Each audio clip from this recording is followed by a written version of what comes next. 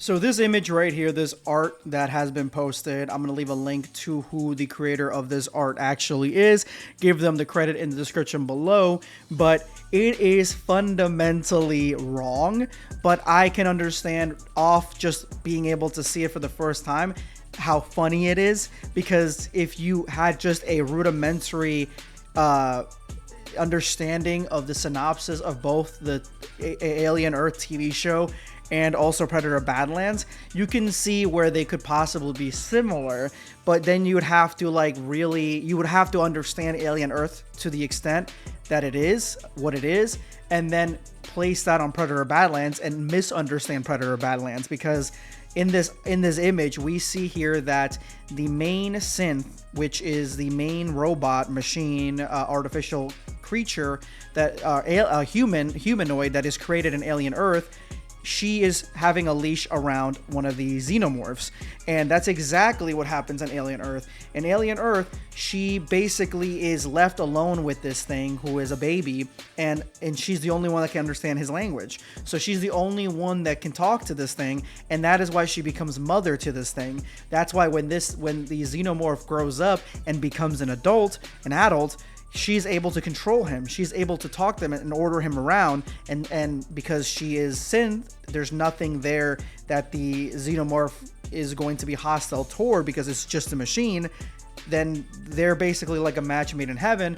But this is accurate. She definitely controls the leash in this scenario. She controls the xenomorph.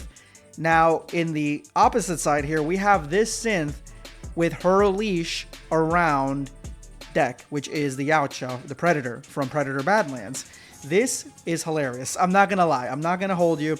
This is pretty funny. It's a pretty funny image. I laughed the first time I saw it, but fundamentally it is wrong, because that is not what happens at all in the movie. And you'd have to either not understand the movie, only know the synopsis, only know the picture of the movie, or like a poster or whatever, and you're like, okay, she controls the Yautja.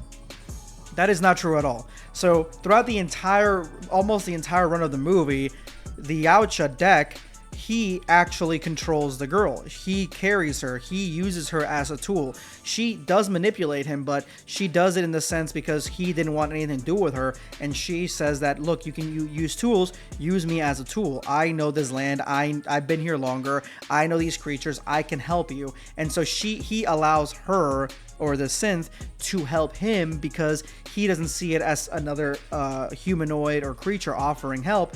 He sees it as a tool that can be used. And then that is why it's heartbreaking for him, because he didn't realize that she was going to betray him, because he was just looking at her as a tool and not as a sentient creature or being, which is what these synths, which are leagues ahead of even this synth right here from the Alien Earth series, it's leagues ahead of those synths. So she is well beyond those years. So this synth itself is basically just a tool up to this point.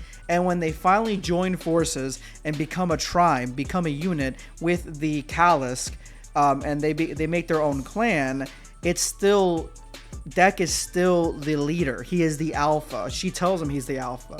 He controls what they do next and where they go. That's why they all went back to Yautja Prime, because that was a revenge mission. He wanted to kill his father and get his cloak, and that's exactly what he ended up doing. So that is the reason that this is fundamentally an off picture. It is hilarious, don't get me wrong, but it is just wrong.